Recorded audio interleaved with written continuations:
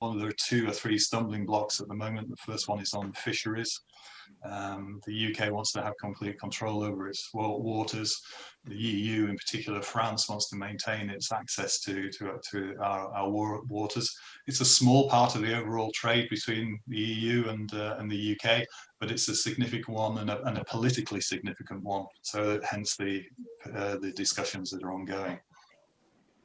There's also discussion about government subsidies, government backing for businesses, and that both sides should follow the same kind of rules. And again, the UK is looking to have a bit more control and not to have to follow EU guidelines all the time on that. And again, that's another area which is causing conflict in the discussions, and we don't seem to be getting much closer on that. Same with standards, whether it's labour standards or environmental standards, and other standards such as conformity standards. There's a concept of mutual agreements, that's sort of mutual recognition, where one side will recognise the standards of another, but the EU is not keen to recognise our new standards, which we'll talk about more later. So there's a lot going on. There's a lot still needs to be discussed. But we're seeking to enter into a comprehensive free trade agreement, and that's will be a good thing. Let's hope that we do get some kind of agreement in the end of the day. As we know, the UK did threaten to break the withdrawal agreement that's in place with this new bill that's going through Parliament, although the Lords has just pushed back on some of the clauses in there which would have broken international law, but the government could still put them back in and push it through. But that was seen mainly as a negotiating tool. So whether there's a deal or no deal, there will be changes. For example, we'll be out. We won't be able to use free trade agreements that the EU has with other countries anymore. If we're trading with, countries like South Korea, for example, there's an EU free trade agreement, and we'll no longer be party to that. So the UK is looking to mirror those free trade agreements with other countries as well.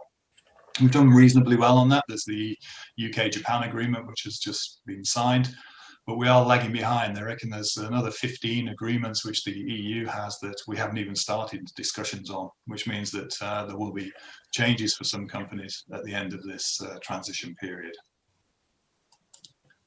So what is changing? We'll no longer be part of the customs union or the single market. Customs declarations will be required. Every shipment in or out of the country will now require a customs declaration. And we become a third-party country as far as the EU is concerned. We're no longer part of this club. So we lose access to all of these EU free trade agreements, for example. And unless we have a free trade agreement with the EU, then we're looking at falling back on WTO, World Trade Organization rules, which gives a framework which 164 countries have signed up to for mutual duty rates between them, so that no one country is favouring another, for example. But the rates can be a lot higher. These are average rates that we're looking at here. So, for example, in animals, the average rate is 16.3%, dairy 37.5% duties. Manufacturing is just 2.2%, and fish 11.6%. So as you can see, there's some quite hefty potential duties there for certain industries, which will be could become quite a burden for companies. I'm going to look a little bit more detail now about the implications. Looking at the importance of the HS code, the ORI numbers, customs declarations, and so on. We'll go into each of these in a little more detail. You could actually do a webinar on each of these subjects, so by necessity it'll be a summary, but it'll give you some ideas of the things that you need to look at in each of these areas. As you can see, there's 11 areas on there just in this summary that we're looking at. So what are the implications? So it all starts with the HS code. So if you're exporting, it's the harmonized standard code. That's the code which is allocated to your product. That code will determine the duty rates that your product is liable to, any licenses and approvals that you're required, the procedures that you need to follow. So it's important that you make sure it's right. If you get it wrong, you could be charging yourself duty or incurring duty that you don't need to, or vice versa. And if in doubt, you should ask for a ruling. You'd be surprised in our business how often we come across companies that are using the wrong code, not deliberately, but they may have just, sometimes it's difficult to identify the exact code and they don't quite pick up on the right one, and that can cause them some issues moving forward. The HS code is the starting point for everything. So what are the implications again? More red tape for sure. We will all need an EORI number if we're trading internationally. That's an economic operators registration and identification. So you'll need that if you're going to import or export from the UK. Now you may also need an EU EORI number if you want to import into the EU in your own name, for example. So that's something that some companies don't know. So if you're a current exporter, you should have been sent your GB or UK EORI number by now. If not, it's important to apply. It does take a few days, but you should be able to get that in plenty of time. As I say, you may also need the EU registration if you're going to be the importer of record into the EU. More about which we'll talk later on. And there's also a third type of EORI number, the XI number, and that's specifically for Northern Ireland companies. So if you're selling goods out of Northern Ireland to non-EU countries, or you make a customs declaration in Northern Ireland, you need a specific XI EORI number as well. So those are 3 areas that you need to look at and decide which EORI number you need. But certainly you need the UK one if you're doing any kind of international trading, import or export. Next area of red tape will be customs declarations. So every shipment in and out of the UK now will need a customs declaration. For exports to the EU, that'll be required from the 1st of January. For imports of standard goods into the UK, the government's introducing the stage system. So from the 1st of January to the 1st of July, customs declarations can be deferred for up to 6 months. This is to give you a bit of breathing space and to give the system a bit of breathing space so that on day one there's not a big backlog of customs declarations causing delays at port. If you choose to defer, it's an option. If you choose to defer your customs declaration, then duty will also be deferred for that period. But after the 1st of July, full declarations will be required on all imports to the UK. So it's an important thing. There's a real potential for delays at ports here. Goods now, lorries that are going through the Kent ports, for example, need to sign up for a new smart freight services. So they pre-register, in effect, every lorry which is leaving the country. If they don't have the correct paperwork, they won't be allowed near the port. That's why we've heard these reports about car parks or lorry parks being built in Kent, and that's to hold the lorries in those areas. So it's an important area. We have some clients who are freight forwarders, and we've asked them if they feel that we're ready, if the system's ready, if the government's ready, and basically they say no way. Even Michael Gove expects 2 days of delays at Dover, hence these lorry parks. But the freight forwarders are also fearful that there'll be less foreign trucks arriving in the UK, and therefore the return trip availability for loads for our exports will decline. And that will lead to higher prices and competition and maybe shortages in being able to get your goods out of the country. So, of course, all of this is creating extra costs for every shipment. You've got to decide whether you're going to train your own staff to make the declarations, customs declarations, or you're going to use a broker, customs agent, or a freight forwarder. To make a declaration, you need to be authorized to use the Customs Freight Simplified procedures, and you need special software and so on to be able to do that. There are grants available to get that and for training if you want to do that yourselves, although most people and most clients that we have, and our recommendation is to use a customs agent if possible. One problem with that is that they reckon there's going to be a shortage of customs brokers. There's going to be an increase of from 50 million to 300 million customs declarations as the estimate. And one of the largest customs brokers, customs agents, George Baker Shipping, they estimate that there's a shortage of 50,000 brokers required to actually process that amount of declarations. So we could well see delays at port.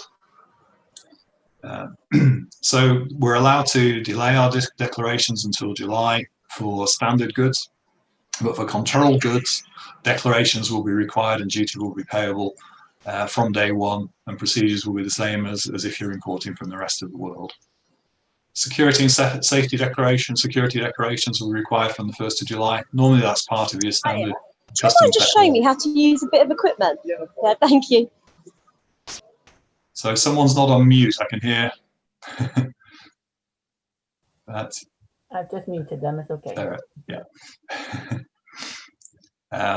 So safety and security declarations will be required from the 1st of July, and that's another area that will need to be looked at.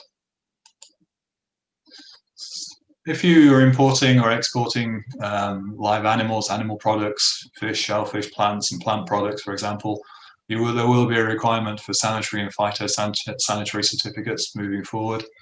Again, within the EU, that's not always been the case, but now you will need to be looking at that. The UK will continue complying with the Convention on International Trade in Endangered Species of Wild Fauna and Flora, CITES it's for short. So if you're using that, or if that applies to you at the moment, it will continue to apply.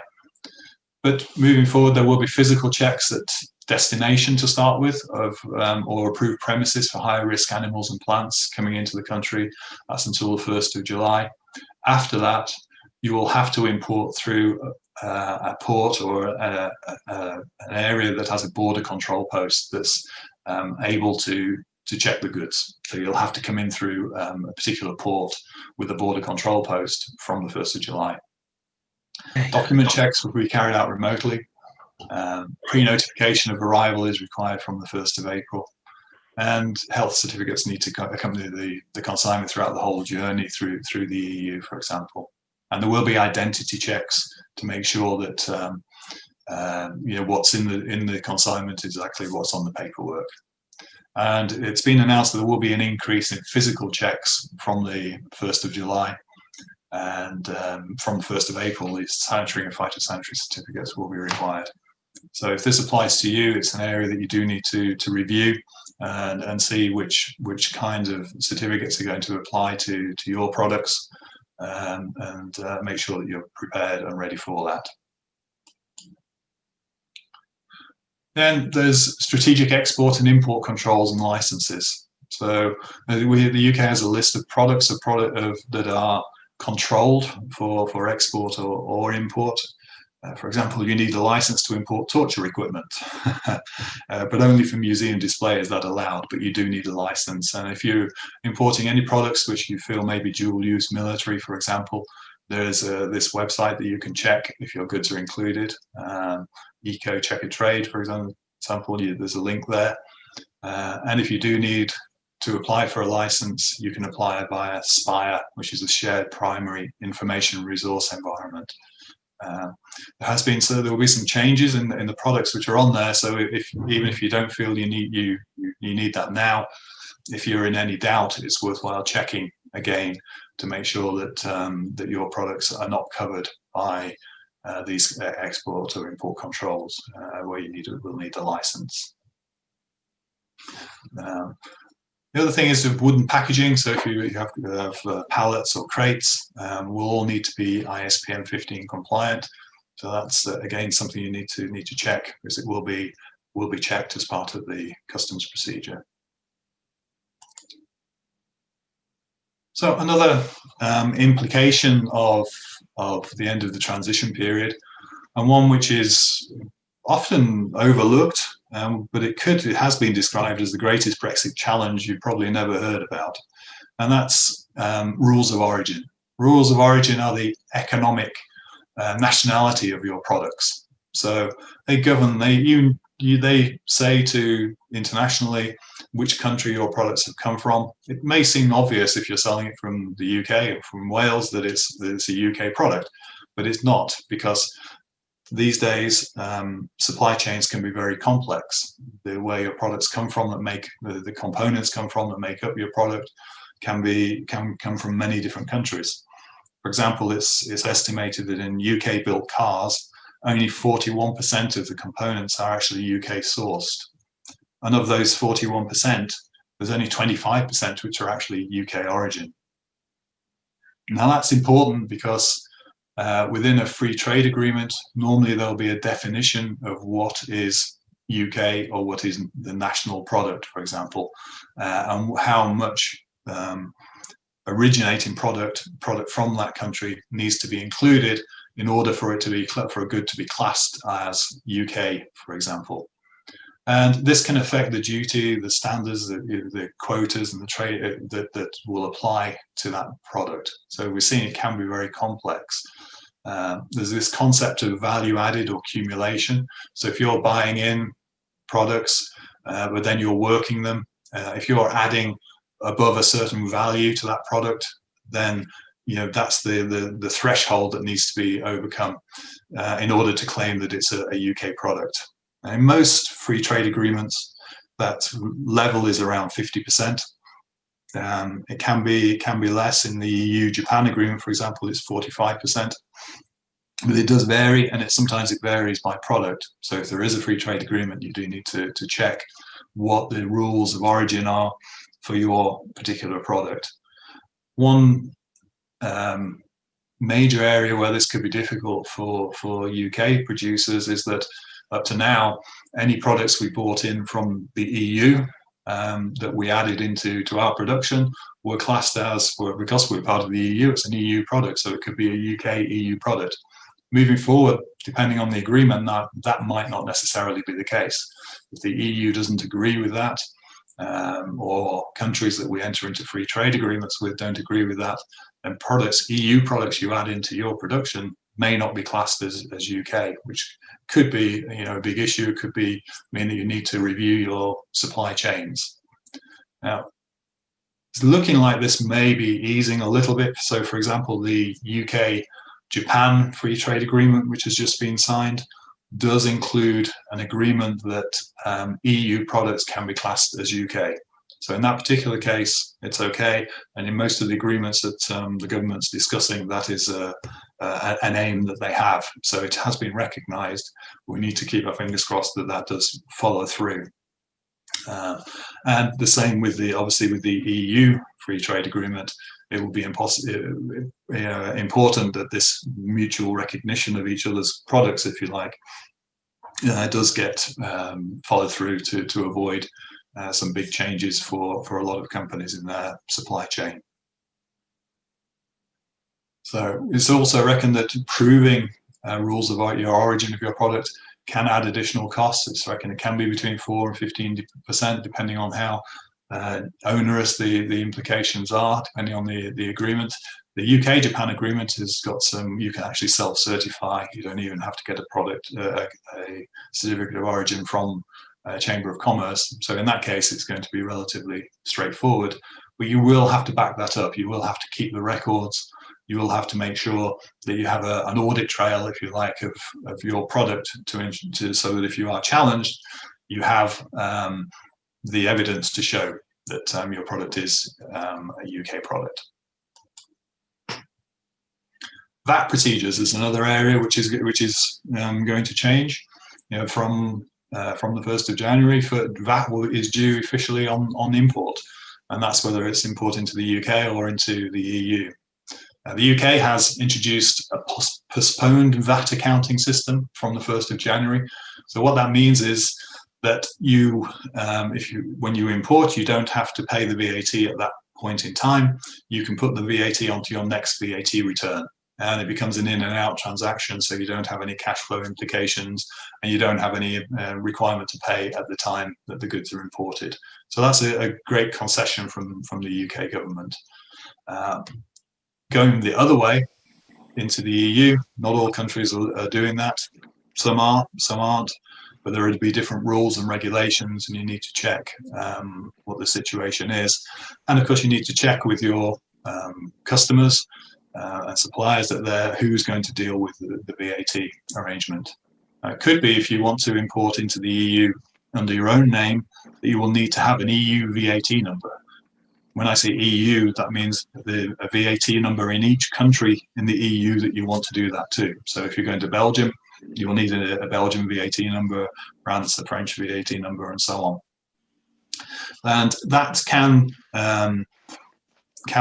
cause some difficulties. You may need a fiscal representative, for example. Some of the countries require that you have a local company, local registered company that's your representative for the VAT, and is jointly and severably liable for any VAT that's due with you.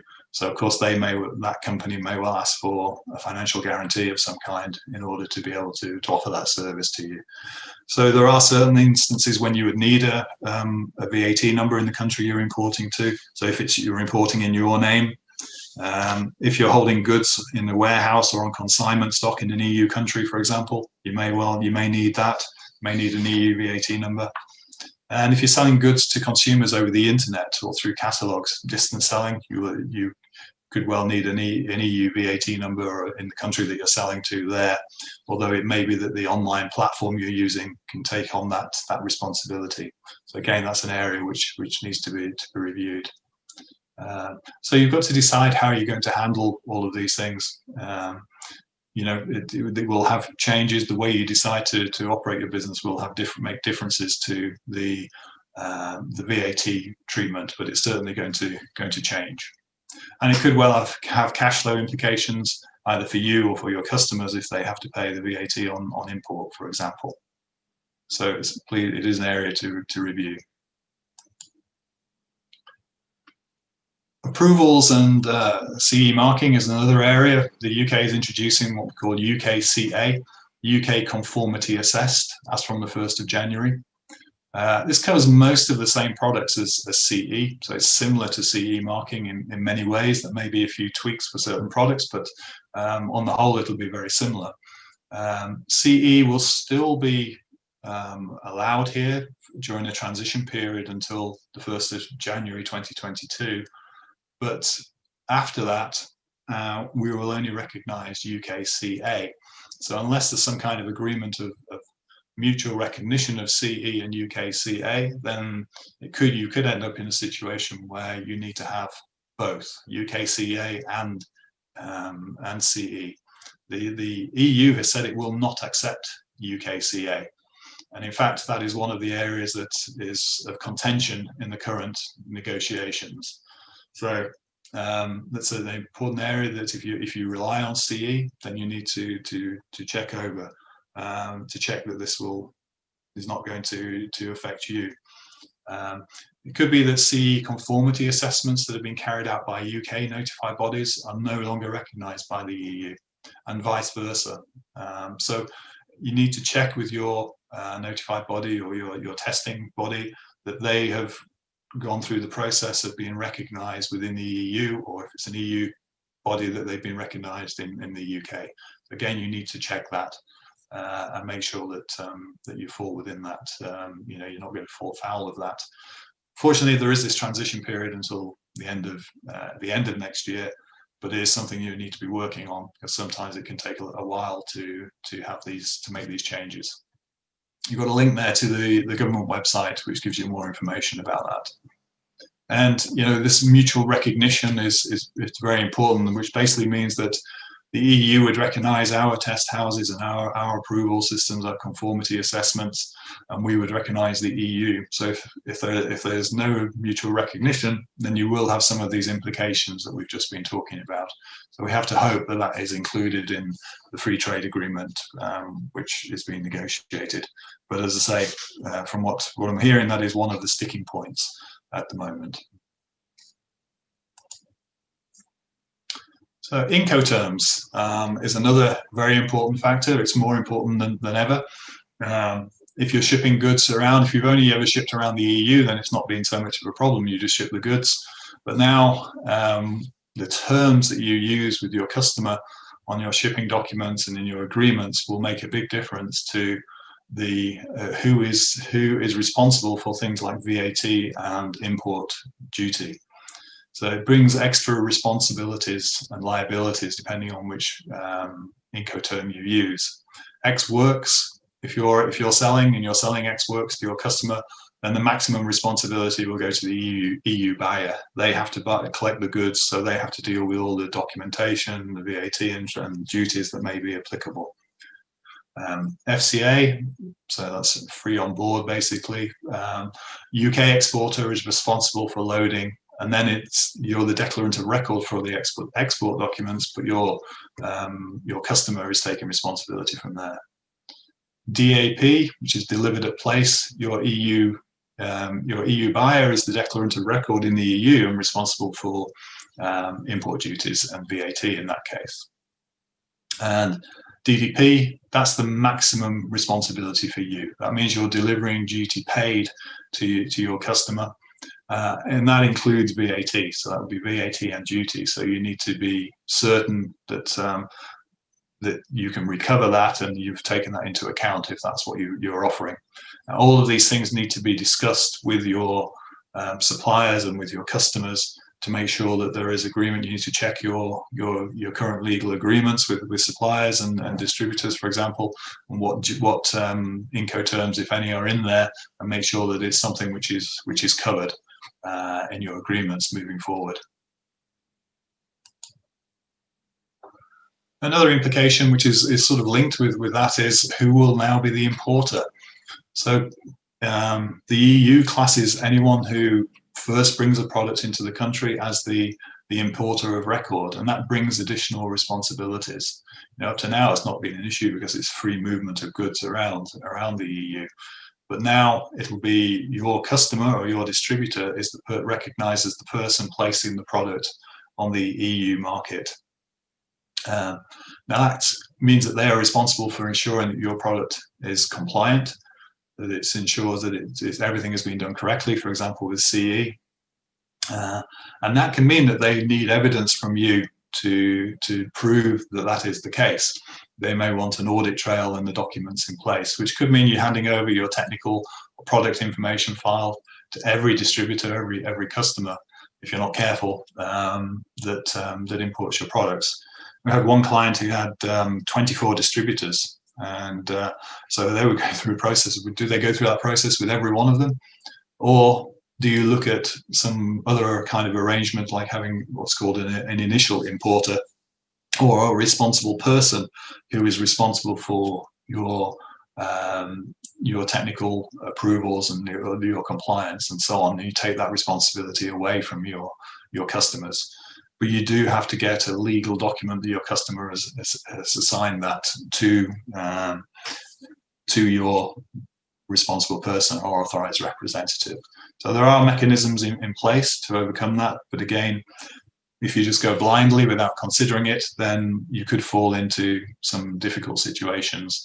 So it's important to consider who is going to be the importer. For example, under medical directive regulations, if you're a medical reporter product, you can have this initial importer. We did a search for a client not long ago to try and find an initial importer. It's a service which not that many companies are offering. It has to be a registered company in the EU within the countries, and it's not. But there are companies out there that you can find if you look hard enough for your particular type of product, if that's the area, the way you decide to go. The other way you can go is to have a master distributor, for example, that takes the product in and then sells it out to all of your other distributors. Again, you're adding a layer of potential cost and other implications for that. E-commerce is another area which is going to change. The e-commerce directive will no longer apply. The e-commerce directive currently allows any goods that we sell online to any European Economic Area country to, as long as we're following the rules in one country, then we're deemed to be following the rules in all countries. But that will change once we've left the end of this transition period. It will no longer apply. and we'll need to make sure that we comply with the rules in each EEA state. As we said earlier, VAT will also need to be charged at the local rate. Online platforms can take that responsibility. If you do need a local VAT number, you may well need a fiscal representative in order to apply for that local VAT number. There are data management considerations also, and you also got to take into account a customs declaration will be required with each package, even if it's been sent by post, for example. You can consider using EU fulfillment centres, but again, there are some implications on that from a VAT and sort of tax point of view. And you can consider using one-stop shop options as well. Again, it's a complicated area that could do with a whole in-depth webinar on that to look at the implications. But if you are in e-commerce, then you certainly need to review how you're going to operate. So we've gone through the implications. How do you identify the challenge for your business? Well, one way is that we do with our clients is a business review. And in a business review, we look at all of the areas that are going to be affected by Brexit, which actually means every department, every area of your business. So you've got to review every department, review your supply chain. We've got to review your agreements, how your supply chain works, and so on. So to make sure that the Brexit is not going to create any major issues. Same with your customer or distribution contracts. You need to review the terms. You need to review the Inco Terms, as we looked at earlier. Also, any legal paragraphs in your contracts, you need to make sure that they're going to comply with the law post-Brexit. You need to review your logistics and just-in-time delivery. We've been talking about the potential delays at port. That could well mean, if you're working on just-in-time, you do need to build in a buffer to make sure that your supply chain is going to work, and for your customers as well. Packaging and labeling, there may be some changes there, which we already mentioned the ISPM 15 for the wooden pallets, for example. You need to check that, and labeling requirements may change. For example, if you're supplying a product to and your customer is the importer, their name needs to be somewhere on the labeling, on the packaging. We need to look at product origin, the rules of origin, and your record keeping. Are you keeping records of it? Probably not now, but you will need to moving forward. So if there is an audit, then you have that information available. And staff training needs. There's a lot of changes here, and I'm sure that probably your staff will need training. There are grants available, but it's important to make sure that everyone in your organisation is ready for the end of the year. Currency fluctuation is another risk, and it's actually a growing risk because of COVID-19, but also because of Brexit, and we're going to probably have to get used to bigger and faster fluctuations in currency changes. For example, sterling rose against the euro by 1.7% just in 24 hours at the beginning of this week, and against the yen 2.4%. Doesn't sound like a lot, but if that happens repeatedly, and it can make a difference to the competitiveness of your product in the market. COVID-19 caused a 7.7% change of the pound versus the euro within 2 weeks in March, for example. If you start getting to those kind of levels, then if you're working on tight margins, then that could have a real implication for you. It can have a profound effect on competitiveness in reality. So one way of overcoming that is through hedging. Now, it's often been viewed as a bit of a black art, hedging, but it's no longer that. And there are companies out there that specialize in hedging and taking options and future contracts and so on, that can minimize your risk, not increase your risk. And we can put you in the direction of specialists if you want to look at that. But it is an area that could well become, we believe, more of a risk for business. Stock levels you need to look at. There will be, if there are delays in delivery, you need to increase stock levels. You need to make sure your suppliers have got sufficient stocks, or your customers have got sufficient stocks to iron out any delays in the process. It could well be cost implications you need to review in terms of duties. Human resources, what's the status of any EU workers that you have? And do you need to become an authorized sponsor to be able to employ EU workers, for example, or any other workers for that matter? And again, you need to review your legal contracts, and you need to look at your finance and accounting systems, the cash flow, the implications for that with VAT, for example, and duties. There may be implications there. Compliance, we've looked at UKCA versus CE and other licenses and approvals that may be required. Again, it's something you need to look at. And it may be that your route to market options need to be changed, because if we looked at the role of the importer, it may be that you need to look at whether you use a distributor or an initial importer to overcome some of the implications of that.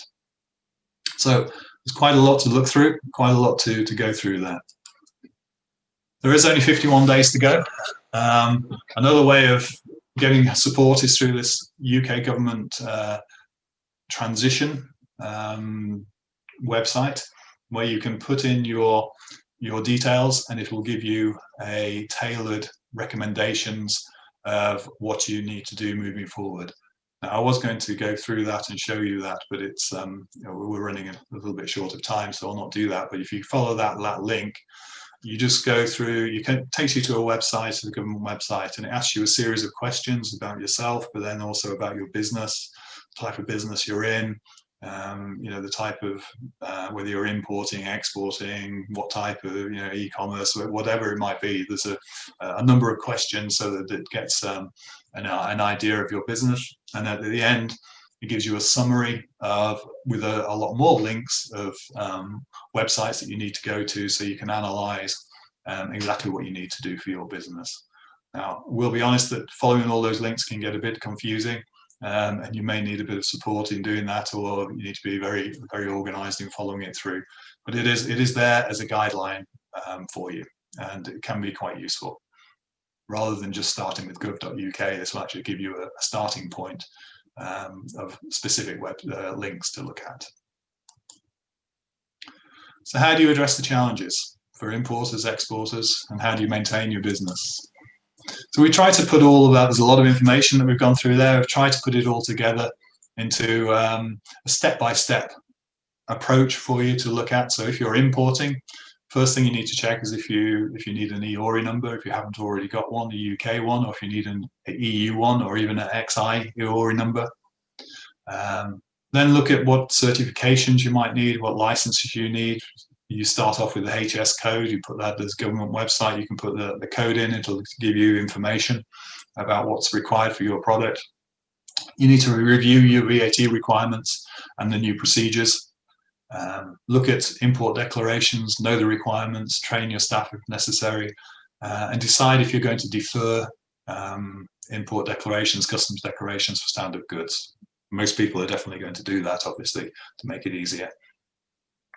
Are you going to use a customs agent or an in-house, or do it in-house for customs declarations? You can buy software and train staff, or you're going to appoint an agent. There are special procedures as well that you may look at, for example, inward processing relief. If you're just bringing in some goods for temporarily to work on them and then you're going to send them out again, there is a process whereby you can avoid the VAT and duties and make it a much simpler procedure. And there are a number of special procedures that you can look at that can simplify the process. Duties, you can check the UK global tariff for duties and quotas. That's on the government website again. Put in the HS code and it'll tell you what the tariff is for importing those products into the UK. And you also need to check if there's a free trade agreement in place and the implications of that from the country that you're importing from. After July, you may need to look at duty deferment options. So deferment is where you don't have to pay, you don't have to pay the duty at the point of import. You have an account with the in that revenue for effectively, and it can delay your payment until a later date, which can ease the initial transaction. You need to check with your suppliers. Does your EU supplier have the correct paperwork? Do they have their EORI number? Do they have the export declarations and any licenses and so on? Is everything in place from their point of view?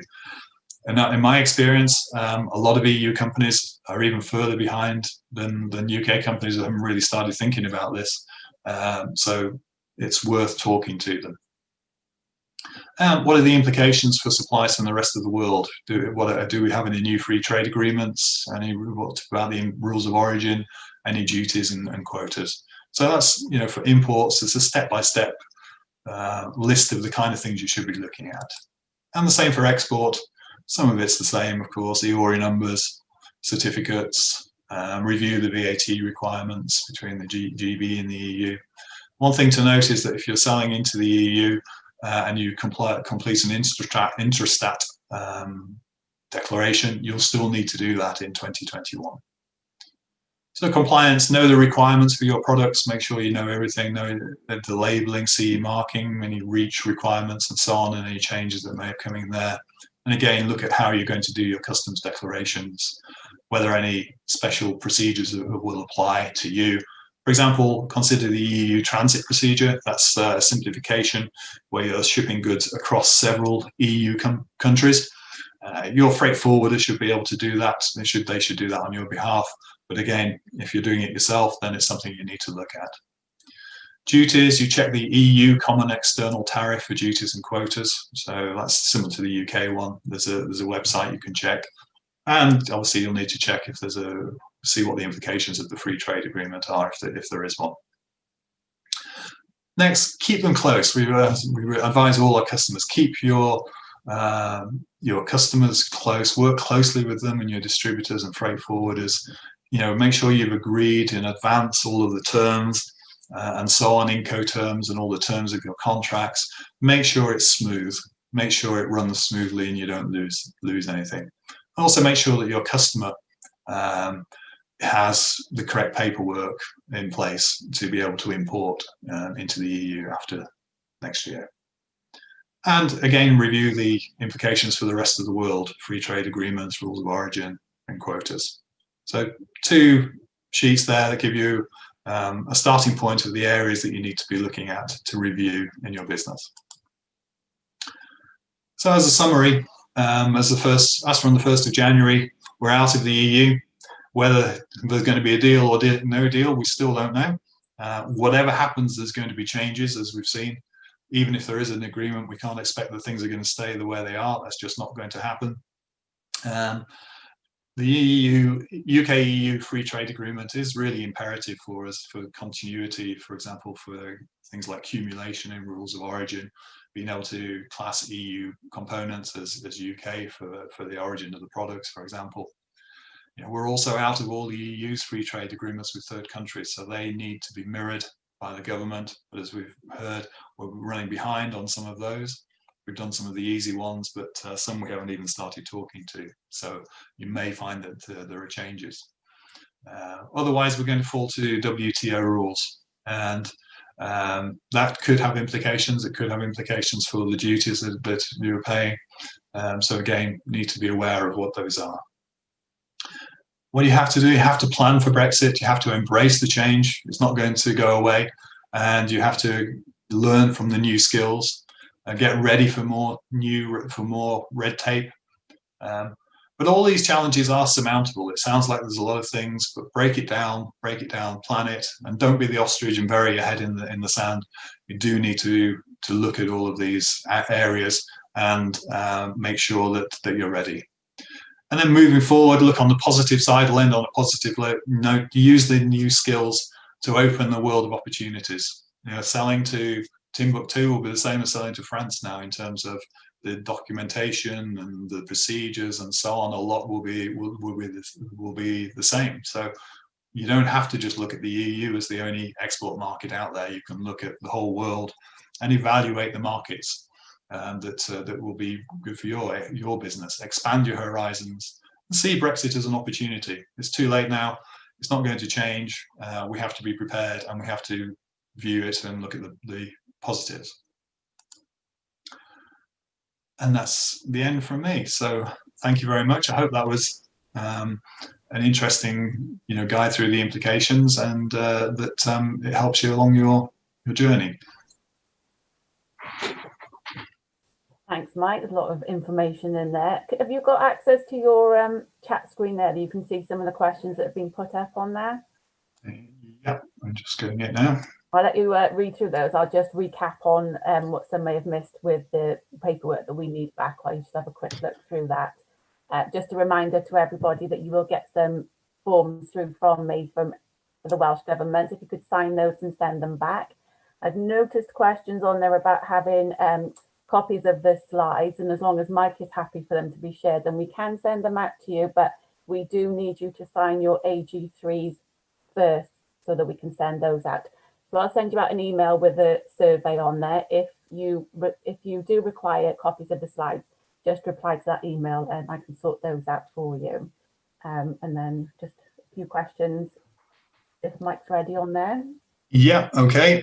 So the first one is this for goods only or services too? And the answer is, yeah, it will apply to services as well. There will be changes there. Now, exactly what those changes are going to be, we're not sure until we see what the final agreement is going to be, but there will be changes. There'll be changes on things like VAT, and also on mutual recognition, perhaps, of qualifications and things like that when you're providing services overseas. So there will certainly be changes, but it's not something I can give you a definitive answer on now because it's not being finalized yet.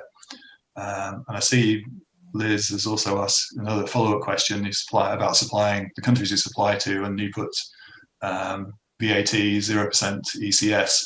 You will have to ask your client for their VAT details from now on.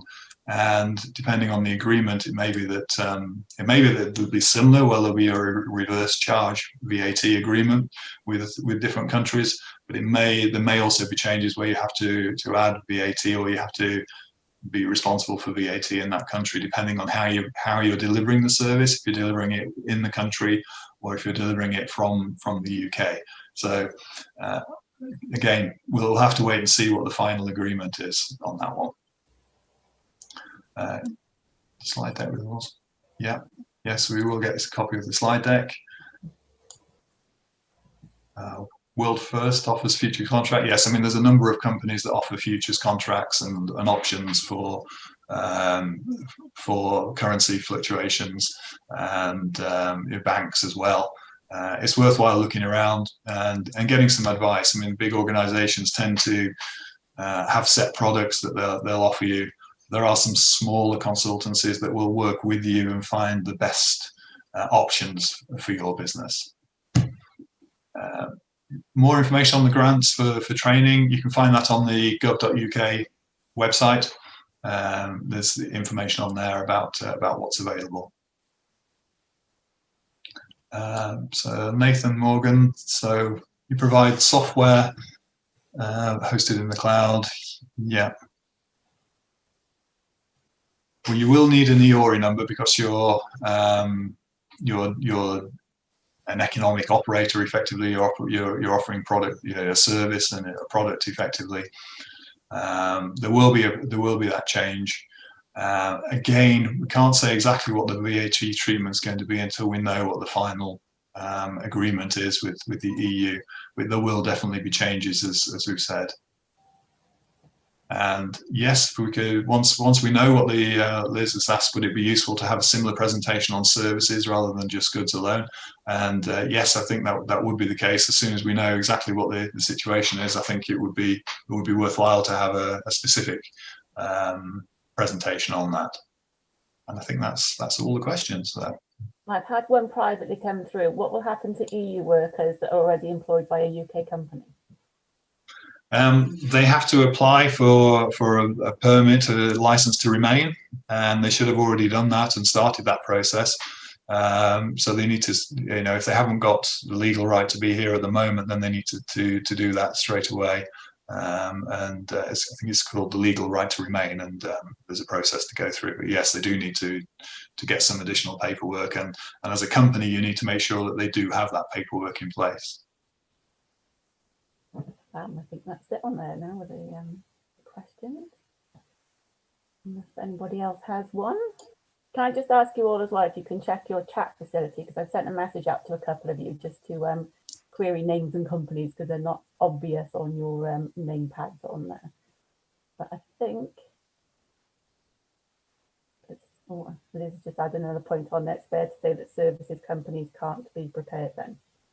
Oh, there's another question come up on there now. They come through to you. Does DDP mean no paperwork for our EU customer?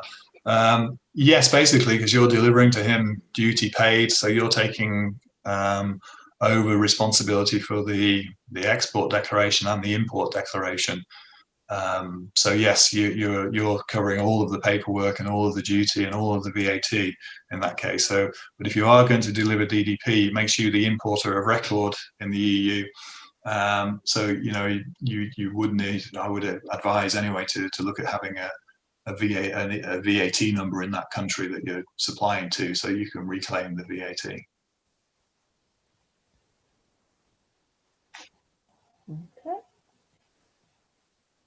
Fabulous. And that's it with questions on there. So thanks very much, Mike, for giving up your time this morning. I know you've got a few Brexit webinars coming up now, and I know lots of people already booked onto those there, so we'll be seeing you again soon.